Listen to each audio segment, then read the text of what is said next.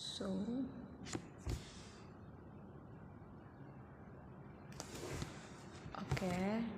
welcome to talk part 3, part 3. Jadi kali ini aku mau cerita tentang, bukan cerita sih, tapi sharing terkait tentang kenapa di semester 7 awal ini aku udah mau sempro. Jadi apa aja sih yang selama masa perkuliahan ini yang aku lakuin sehingga kok cepet banget sih udah sempro. Sebenarnya nggak cepet guys, aku udah mempersiapkan sempro ini dari semester 6 gitu.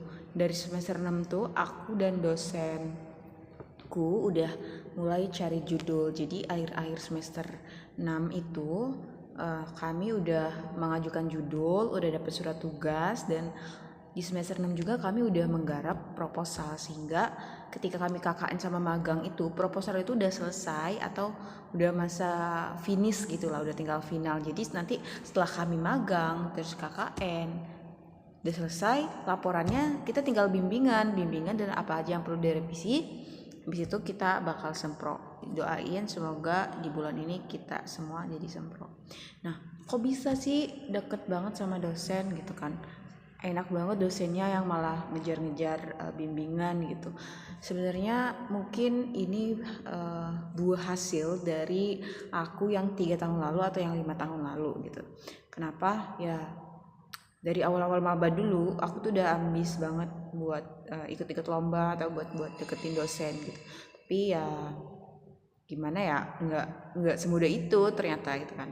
Tapi Allah telah menemukan jalannya, mungkin dengan berkat kita belajar yang rajin, konsisten. Nah, akhirnya di sekitar semester 5 itu aku coba ikut lomba dan dengan temanku Pak Rijal, dan akhirnya di lomba itu kami menang juara 1. Nah, akhirnya aku masuk ke tim KTI, tim yang sering-sering ikut lomba gitu.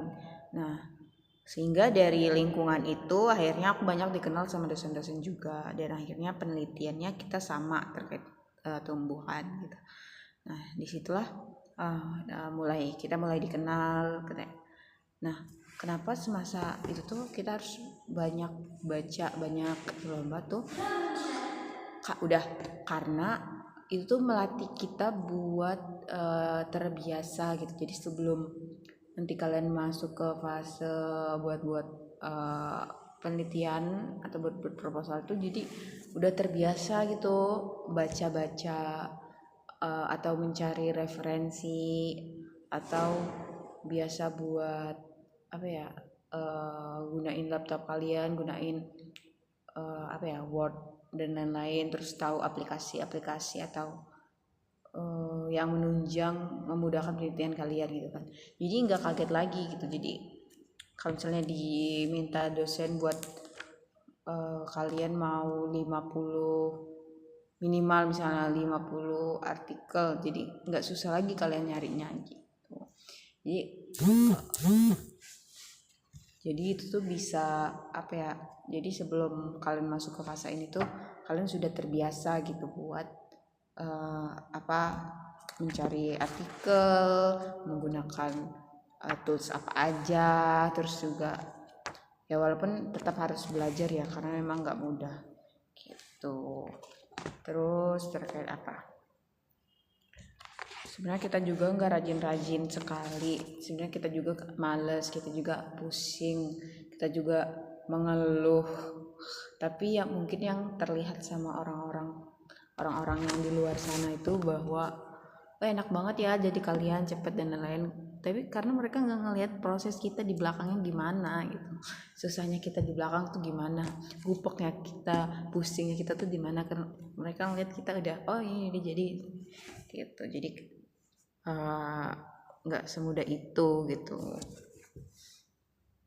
Jadi buat teman-teman yang sekarang masih di semester awal, aku biasain aja baca, cari-cari artikel atau nonton YouTube, atau kalau perlu coba buat ikut-ikut lomba. Kalau kalah juga nggak apa-apa, karena itu yang menjadi pondasi start awal teman-teman nantinya ketika masuk ke fase buat skripsi itu nggak susah lagi gitu.